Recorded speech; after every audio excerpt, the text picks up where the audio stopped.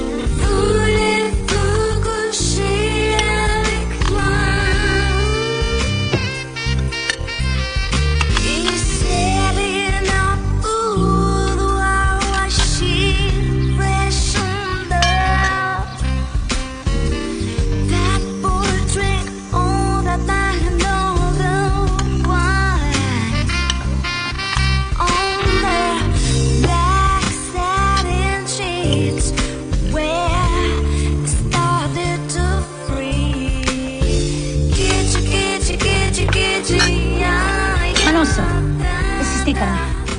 Τρώμε.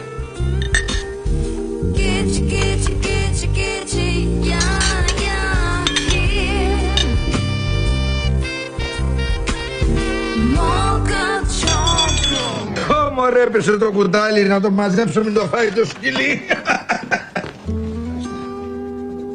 Τι, το σκυλί? Τι, να πάρει το κουτάλι το σκυλί? Ναι, θέλει να φάει πάστα.